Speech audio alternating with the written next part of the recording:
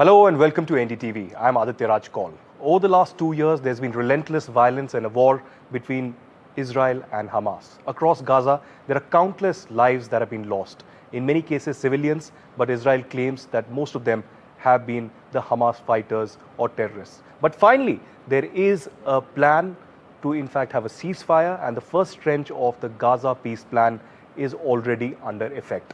Will this lead to the end of the war? Will this lead to the end of the violence and the losing of the countless lives that we have seen? Joining me right now is the Palestinian ambassador to India, to New Delhi, Abdullah Abu Shawesh, who is joining us. Thank you very much, Ambassador, for joining us. I want to begin by asking you your first comments on this. Does the Palestinian Authority welcome this move? Is this what you had expected after the 2 years of relentless violence and countless lives being lost? Thank you so much indeed, Aditya, for having me, and many thanks, of course, to the NDTV for at large, of course, for having me.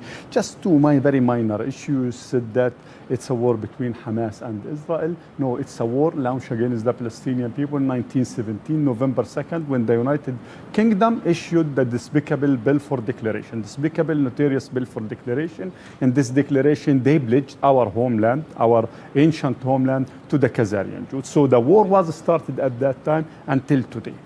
The other issue, the Israeli claiming that all of them, the 66,000 or 60, we are talking about 67 plus thousand Palestinian, vast majority, according to you and to the Israeli, according to you, what did you copy Israel, is Hamas fighter. It's utterly not true, utterly, totally not true, because the 67,000 Palestinian innocent whom was killed is there, their names is published, their photos, and all of this stuff. Just one name.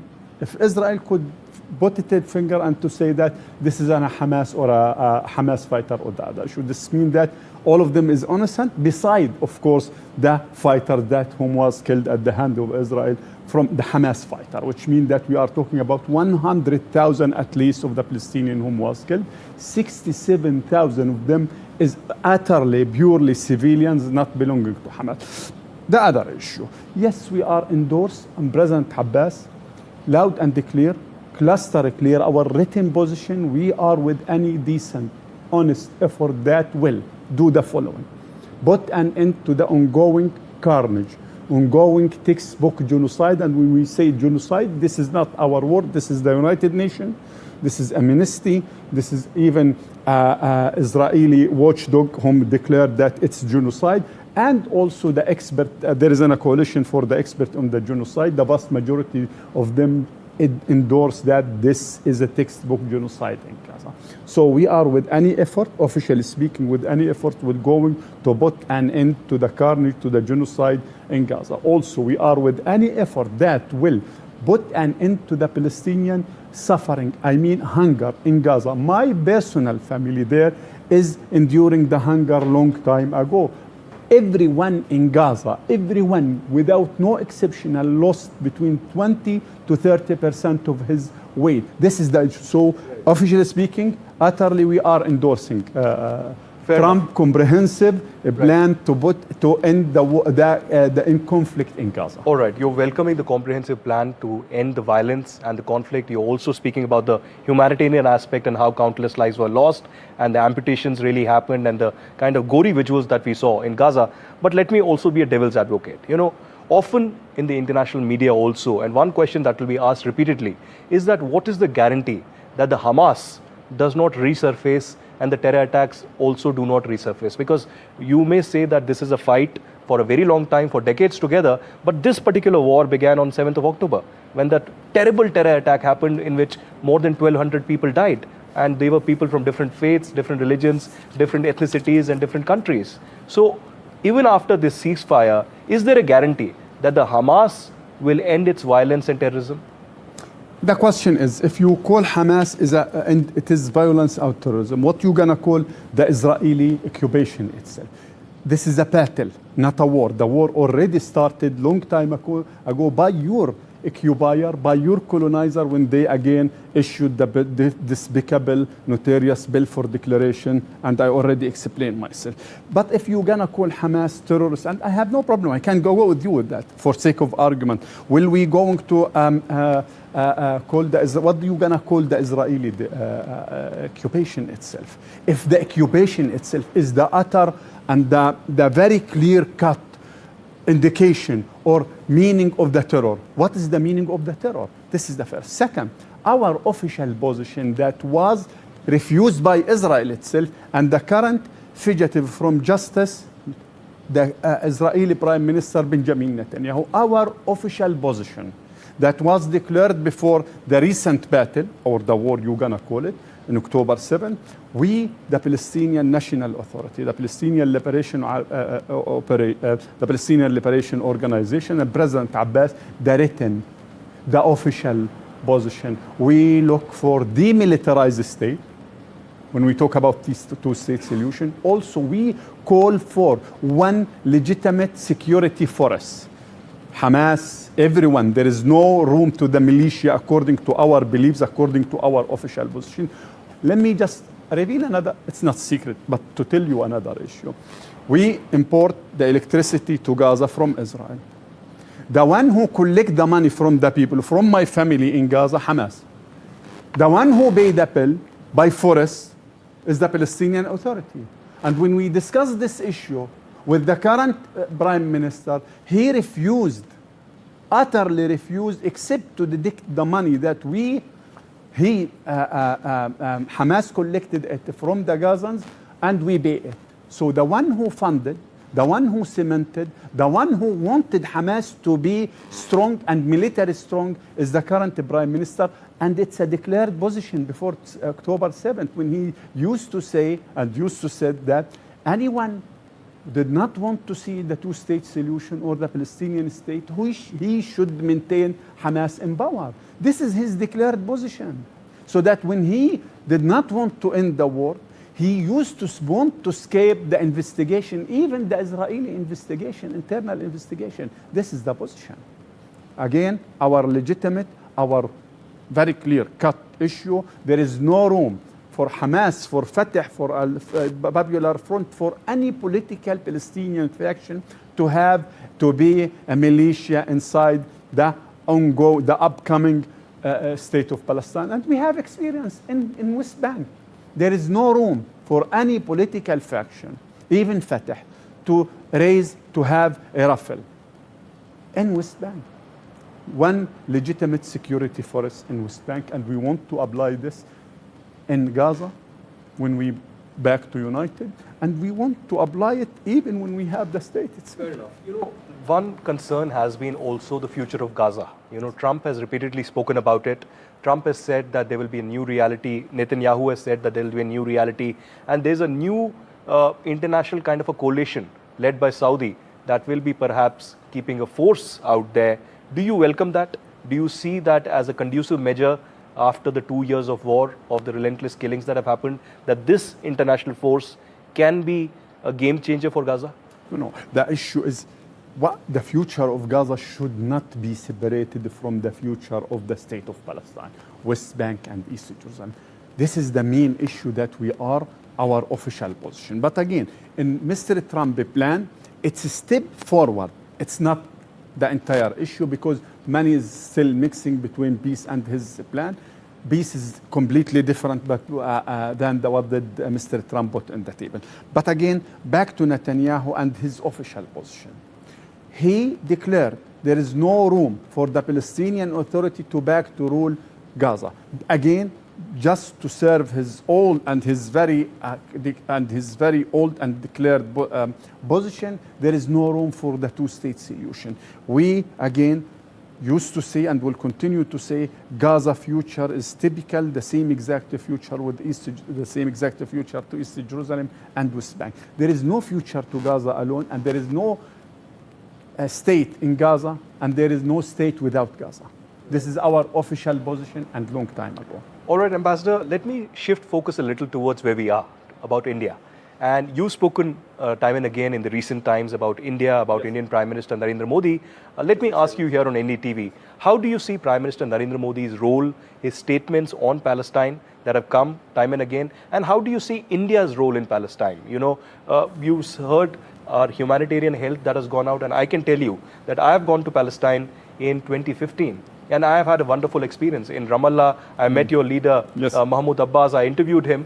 And I've had a very beautiful experience out here communicating with the common people. So how do you see India's role and particular Prime Minister Modi? Okay, because you start by saying His Excellency Narendra Modi, then India. And as a patriot one, of course, His Excellency Narendra Modi, if I tackle the issue from his scale to India, he will not agree on that. Right. So let us back to the second part, which is India. Then, of course, His Excellency, the Prime Minister Narendra Modi. India was with Palestine, mid-1930s, when we launched our revolution, the military revolution, and the resistance against the revolution. It was not military revolution, the revolution at that time. And India have two types of revolution, the peaceful resolution, Mahatma Gandhi, and the great martyr, Bhagat Singh. We and India, there is a lot of cooperation and coordination, so that India was with us at that time. India, under the chairmanship of Mahatma Gandhi, the great late Mahatma Gandhi, refused and stand strong against the partition plan of Palestine. And Mahatma Gandhi refused and voted against, India, of course, voted against the partition plan of Palestine. So that today in Israel, you will not find any single bus station, at least to my knowledge, any single bus station, any single road, any single square in Israel named after Mahatma Gandhi. And this is the word of, I borrow it from the Israeli historian Ilan Papi. But there is one in Ramallah. There is one statue of Mahatma Gandhi in Ramallah. And his photo, and Bhagat Singh photo. Yes. We have a lot of leaders, Jawaharlal Nehru, and you're going to find a lot of names after Nehru. Their names, Palestinian, their names is Nehru. Yes, this is the leaders that when I was very young, we used to learn about those leaders, Jawaharlal Nehru, Bhagat Singh, Mahatma Gandhi, Che Guevara, and many others from all around the world. So India was with Palestine. India recognized the PLO, Palestinian Liberation Organization, in mid-1970 when we had been recognized by the Arab country as the sole and legitimate representative. And at that time, we start our official relation with India. India used to support Palestine before even the establishment of a state, PLO itself in the United Nations. India was recognized the state of Palestine in 1988. India backed all the vast majority, except the issue that there is some issue that I used to discuss it even with the Minister of Foreign Affairs. They have some sensitivity to some particular issue in one or two resolutions, so that they used to abstain. But the vast majority, the ultimate vast majority of the resolution that adopted in the Human Rights Council or in the General Assembly, India is backed Palestine. Just 2-3 weeks ago, India backed another resolution which is endorsed the two-state solution and the New York Declaration at that time. India, when it backed it, this means that it is under the chairmanship or under the leader of His Excellency Narendra Modi. So back from going from India at large to His Excellency, yes, he's there. Just last year, he had a meeting with President Abbas. Just less than 2 months, or approximately 2 months, President Abbas sent him an official letter requesting him to intervene. His Excellency, the Prime Minister, is following. Everything is happening right now on the ground. And just in the last two weeks, I think 3 tweets that he made it, and he just welcomed the effort of President Trump just yesterday. He used to tweet in different languages. I think the previous one was 7 languages. India, under again the chairmanship and the leaders of His Excellency Narendra Modi, is still conducting and implementing a lot of projects in Palestine. One of it is hospital, and very soon. But again, where is India? How did we look to India in the day after? Yes, we still look to India to be with us, and we are pretty sure that India will be in Gaza at the very early days, or very. So are you, Ambassador, saying that India and Prime Minister Modi should be part of the Gaza reconstruction plan? Do you think New Delhi can play a significant role in that? If I used to say that if If it is not you, then who? If it is not now, then when? If it is not India, then who? If it is not now, then when? Yes, India. Of course, we look to India as the big brother. It's not only us. India is the champion of the South. India is the one of the, I serve, and I like to say it, I serve in the United Nations 8 years. India, when India is there, when my Indian colleague want to dig heels, I mean to say India is here, India is there. Yes, India. Yes, we look to India as a, not only as a big brother, as a as a shared history. We have a very extended and shared history with India, and we will not, and we will continue to say that this is a shared history, and we have a shared future, because Aditya, no one is safe until everyone is safe. Right. We know that India used to, still, and will continue to be. Yes, yes, yes. You've been traveling all across India as well, Ambassador. You recently went to Kerala and met the Chief Minister Pinarayi Vijayan. How was that meeting? Did you receive support from him for the Palestinian state? When we talk about Palestinian state, we did not receive the support from the, only the political fraction. Yes, of course, the support is there, and the support in the macro level from India as a government of India, we received the support from the people, from the Communist Party and all of this stuff. Yes, we still receive a lot of tremendous support, and I can assure you that if I will leave the issue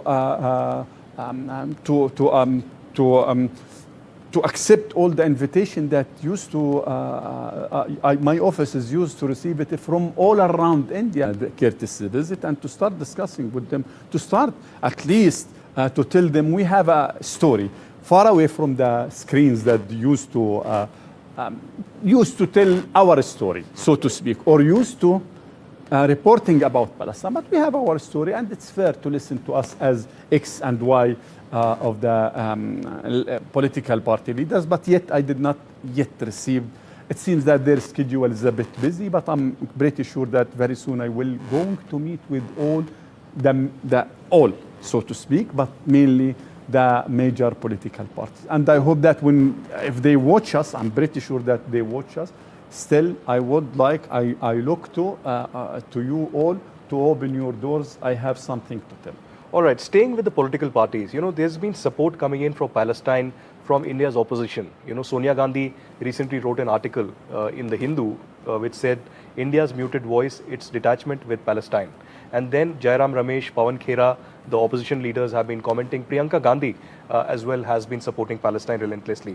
But here in the article, Sonia Gandhi argues that it is appalling that India not only signed a bilateral investment agreement with Israel in New Delhi, but also hosted its highly controversial far-right finance minister, who has invited global condemnation for his repeated incitements of violence against Palestinian communities in the occupied West Bank. This is Sonia Gandhi, the main opposition leader of India, saying. Do you have a problem with India engaging with Israel? No, more than one issue, because you are asking a question. If I did not reply it, or I did not have the efficient time to explain myself. Sure. It's very important. Just to take the very last part of the fanatic, messianic, criminal minister who is visiting worldwide. I'm not pretty sure to say worldwide. Yes, we have our legitimate concern, and when we have our legitimate concern, we used to discuss it openly in a friendly manner with the Ministry of Foreign Affairs. And I can assure you, they used to receive me. There is a lot of legitimate concern for us, like was India towards the Palestinian people, and we have the full right, as not only as ambassador, but as a friend and as a brother with the Indian people, with the Indian government, to discuss it but not in an open manner, in the closed, of course, offices. And we used to do so, and will continue to do so. When it came up, I will not going to mention the X or Y names. This is an internal issue. With all due respect, we will not even go to get close to this internal issue. By the end of the day, India is the largest democracy. And there is, by the end of the, also there is a lot of, I think there is 30 plus political fraction here, political group in India. And every time, every once in a while, you're going to find a lot of, so to speak, differences on the opinion. When it came even to the Palestinian issue, we in Palestine, whether it is India, Egypt, Jordan, anywhere, our cluster clear position long time ago, since we established the PLO, and it became recognized by the Arab and the international, we have only one target in our life, is to the Israeli occupation itself and to be free from the Israeli occupation. We do respect all the political faction that have different opinion. I understand. Ambassador, I'm asking this because my only question is that India's diplomacy with Israel is independent of India's diplomacy with Palestine. And you recently in a video had also said that it's an independent policy and you have nothing difference about it. So could you explain further? This is the third point that I did not yet shed light on it. India, by the end of the day, likewise us, we have a good relation with X and Y country, which might be in opposite or not good relation with India. I will put it like this without naming, of course. But this did not mean that India had the right to tell us, you have the right to have a good relation or bad relation with this. This is how did the multilateralism work. India had a good relation with Israel. Just let me back 3 decades before, when India was starting a new phase with its relation with Israel, they called Yasser Arafat. They invited him. Then they told him, we're gonna start a new phase in our relation with Israel. We're gonna tighten our relation with Israel. Guess what? Yasser Arafat was more than happy. And he said, we're gonna utilize your very strong or your good relation with Israel to benefit ourselves. And this is our right, and we will do our ultimate best to benefit, to utilize from India relation, good relation with Israel for sake of our for our benefit, of course. And India can play a crucial role again if they will going to use their very good relation with Israel to end this occupation. All right, fair enough. You're saying that the diplomacy and relations are independent of each other, and perhaps Palestine can utilize India's good relations with Israel for their favor. Not perhaps, we will. You will. Are trying. You will. I'm afraid we are running out of time. I have one last question for you, and that is that India has been a victim of terrorism for a very long time. Now, it has received global support. Today, there is the Taliban foreign minister also who is visiting India. He is engaging with New Delhi and said that he condemns terrorism and will not utilize Afghanistan's soil against India. And recently, you saw the Pahalgam terror attack in which 26 innocents were killed. How do you see this terror attack, this Pakistan-sponsored terrorism? What is the opinion of the Palestinian Authority? The last one? The Pakistan-sponsored terrorism against India. On this, the groups like Lashkar-e-Toiba, Jaish-e-Mohammed, etc. I'm asking this also because, Ambassador, in February this year, there was a meeting in Pakistan-occupied Kashmir between Hamas leaders and the leaders of Lashkar-e-Toiba and Jaish-e-Mohammed, which was very problematic. So how would you react to that? 3 things regarding Pahalgam attack. We already, or President Abbas at the very first moment, his office called me, listen, be careful, don't sleep, we are going to send you an official letter to the President and to the Prime Minister. And President Abbas said, our position was clear, we sent the letter, we condemn, we did cluster clear in this regard. There is a personal issue, because I watched some of the videos, and I watched one of the men that he threw the ash of his son. I know exactly what is the exact pain in this man when he's crying, I know the exact pain that this man is feeling it when he threw the ash of his son. We, the Palestinian, the only one who knows what the meaning of this pain, because we already sinned. I buried a lot of money. Not 3 of my friends by myself. So I know what is the exact meaning of this pain, personally speaking. And it's really,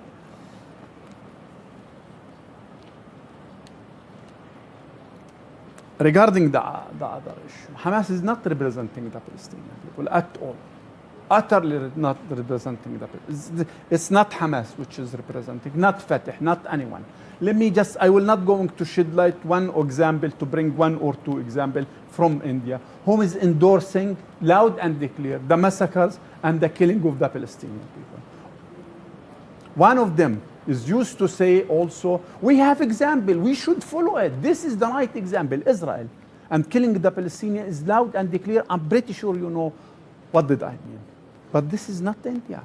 Hamas is not Palestine. Fatah is not Palestine. None. There is a clear-cut position for the Palestinians.